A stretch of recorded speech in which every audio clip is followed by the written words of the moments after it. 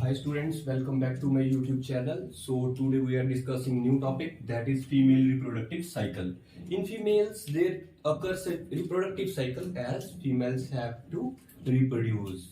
So starting with the female reproductive cycle, first of all we must know what is reproductive cycle. What is reproductive cycle? And reproductive cycle means it encompasses the ovarian and uterine cycle. Ovary में और uterus में कैसी cyclic movements चलती हैं, the hormonal changes, जो उनमें hormonal changes आती हैं, them and related cyclic changes in the ovary. Uterus में और ओवरी में क्या साइक्लिक चेंजेस आती हैं. अब ये साइक्लिक चेंजेस किससे आती हैं? ये आती हैं हार्मोन्स की वजह से.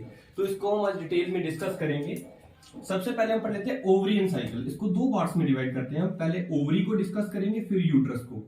दोनों में साइक्लिक एट ए सेम टाइम दोनों मूवमेंट्स चल रही होती है. तो हम ओवरियन साइकिल को पढ़ें तो ओवरी में क्या चेंजेस आती है इस साइक्लिक मूवमेंट के दौरान. ये 28 to 29 डेज की ये साइक्लिक मूवमेंट रहती है, जो फिर से साइकिल रिपीट होता है अगेन एंड अगेन.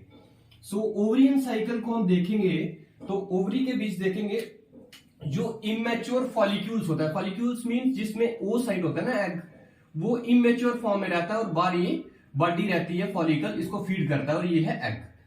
तो ओवरियन साइकिल में क्या होता है, फर्स्ट ऑफ ऑल क्या होता है, फॉलिक्यूलर फेज चलता है, उसके बाद ओवल्यूटरी फेज और देन ल्यूटियल फेज.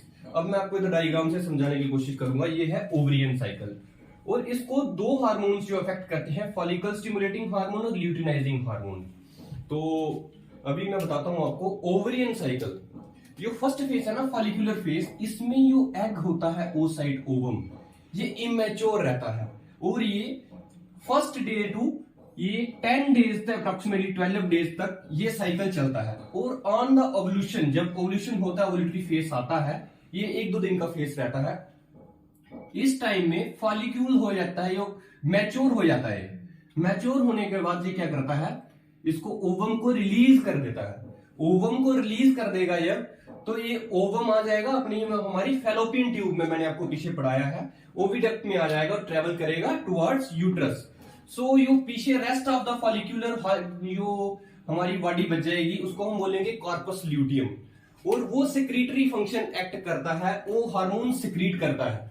इफ अगर जैसे 12 to 15 डेज में ओवल्यूशन हुआ, तो उसके बाद चांसेस रहते हैं कि फर्टिलाइजेशन होने के. अगर फर्टिलाइजेशन होती है तो कॉर्पस ल्यूटियम जो है वो ल्यूटियल फेज में अपने हार्मोन सिक्रीट करता है प्रेगनेंसी को अडॉप्ट करने के लिए. अदरवाइज अगर इधर फर्टिलाइजेशन नहीं होती है तो ये ल्यूटियल जो कॉर्पस ल्यूटियम है, ये अपने आप डिसइंटीग्रेट हो जाता है, खत्म हो जाता है.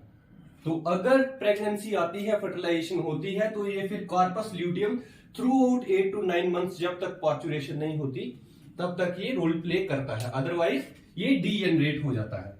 और दूसरा, अब जब हम बढ़े यूट्राइन साइकिल. यूट्राइन साइकिल क्या है, यूट्रस में क्या चेंजेस आती हैं 28 डेज में.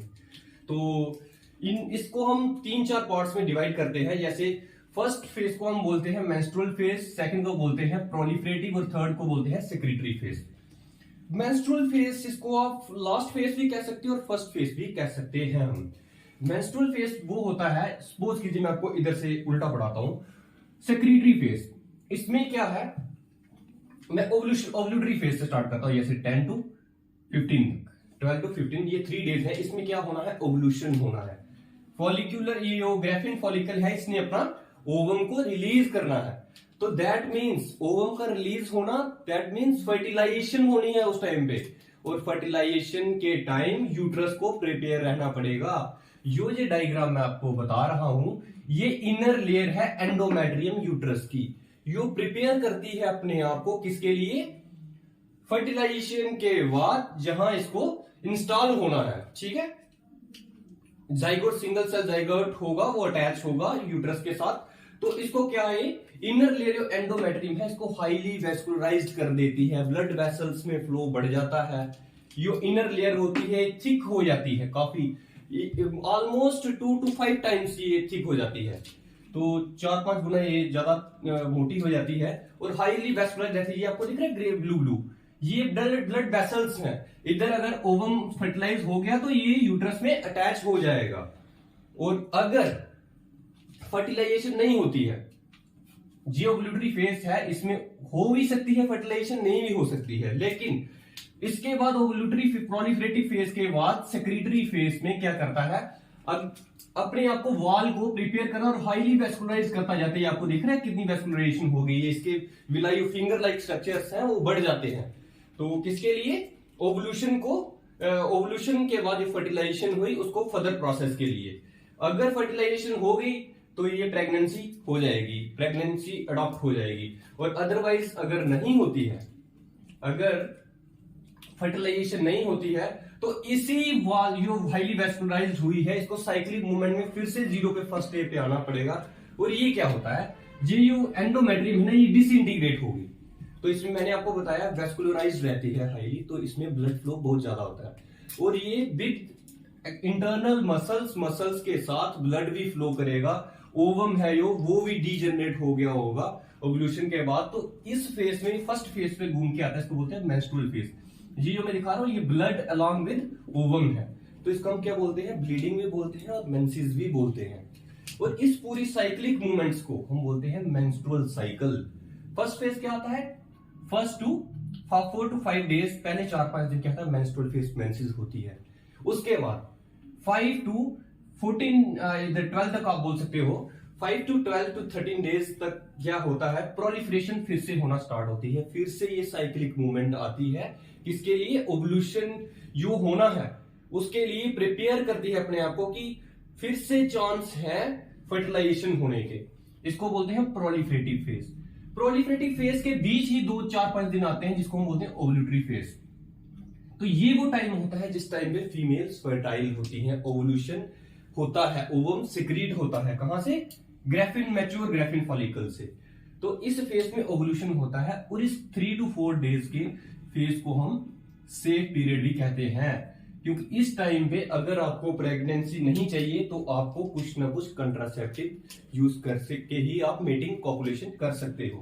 तो उसके बाद जैसे मैंने आपको बताया सेक्रेटरी फेज तो एज इट इज है, ये जो हाईली वेस्कुलराइज्ड है, अगर इधर फर्टिलाइजेशन हो जाती है, अगर फर्टिलाइजेशन हो जाती है तो दैट्स ओके, ये वेस्कुलराइजेशन एज इट इज रहेगी through out 8 to 9 months until delivery. लेकिन अगर नहीं होती तो इसको अगेन डिसइंटीग्रेट होना पड़ेगा और फिर से ये फर्स्ट फेज पे आएगी, मेंस्ट्रुअल फेज में। और अब मैं आपको ये यूट्राइन साइकिल भी पढ़ा दिया, इनको मैं हार्मोनल लेवल पे आपको समझाने की कोशिश करूंगा। ये है ओवरी का साइकिल, ये डेज बताए हैं मैंने। फर्स्ट 10 डेज ओवरियन साइकिल में फॉलिकल स्टिमुलेटिंग हार्मोन और ल्यूटिलाइजिंग हार्मोन एज इट इज रहेंगे, ये एक ही लेवल पे वर्क करना शुरू करते रहेंगे। तो उसके बाद ये जो आफ्टर 8 to 10 डेज के बाद ये क्या होगा, इस टाइम पे होना ओवल्यूशन। ओवल्यूशन के लिए क्या चाहिए, कार्पस ल्यूटियम से इसको, सॉरी, मैच्योर ग्रेफिन फॉलिकल से इसको एग को रिलीज होना है और पीछे क्या बचेगा, कार्पस ल्यूटियम। तो इसको कौन रिजल्ट करता है, ल्यूटिनाइजिंग हार्मोन। इसकी पीक काफी ज्यादा कंसेंट्रेशन हो जाती है, इसकी सिक्रीशन होती है, जो ओवल्यूशन में हेल्प करती है। और वैसे ही फॉलिकल स्टिमुलेटिंग हार्मोन भी, ये फॉलिकल जो है, ये फॉलिकल जो है, जो मैच्योर ग्रेफिन फॉलिकल है, ये रिलीज कर देता है फॉलिकल स्टिमुलेटिंग हार्मोन की मदद से। और हार्मोनल कंसंट्रेशन अगर मैं यूट्रस की बात करूं, यूट्राइन साइकिल की, तो आफ्टर 5 to 6 डेज जब मेंसेस स्टॉप हो जाती है, उसके बाद उनको पता है कि ओवल्यूशन होना है, प्रिपेयर करना है बॉडी को, इसको यूट्रस को। तो एस्ट्रोजन क्या करता है, ये जो प्रोलिफरेशन होती है ना प्रोलिफरेटिव फेज में, ये इंटायरली डिपेंड करती है एस्ट्रोजन के ऊपर, ठीक है, एस्ट्रोजन के ऊपर डिपेंड करती है। जब ओवल्यूशन हो गया 12 डेज के बाद, तो फिर उसके बाद प्रोजेस्टेरोन सिक्रीट होगा। प्रोजेस्टेरोन किसके लिए, जो अटैचमेंट होनी है फर्टिलाइजेशन के बाद, अडॉप्ट होना है, जो इम्प्लांट होना है जाइगोट, किसके लिए, फर्दर चाइल्ड बर्थ के लिए, उसको एम्ब्रियोनिक स्टेज के को एज इट इज चलाने के लिए प्रोजेस्टेरोन। तो अगर ये फर्टिलाइजेशन हो जाती है तो प्रोजेस्टेरोन एज इट इज रहेगा 8 to 9 मंथ तक। अगर नहीं होती है तो ये प्रोजेस्टेरोन जो है इसका भी लेवल डाउन कर जाएगा और फिर से ये फर्स्ट डेज पे आ जाएगा। सो दैट इज व्हाट जो मैंने आपको पढ़ाया आज मेंस्ट्रुअल साइकिल में। अगेन देख लीजिए, यूट्राइन साइकिल में कौन कौन सा आता है, menstrual phase, proliferative phase, ovulatory phase और secretory phase, then again menstrual phase आएगा। तो ये जो ovulatory phase है 12 to 14 डेज को फर्टिलाइजेशन फेज भी बोलते हैं, क्योंकि इस टाइम पे ही फर्टिलाइजेशन होती है। इसी को हम सेफ पीरियड भी बोलते हैं। अगर आप प्रेगनेंसी को अवॉइड करना चाहते हैं तो कुछ ना कुछ कंट्रासेप्टिव यूज करना पड़ते हैं।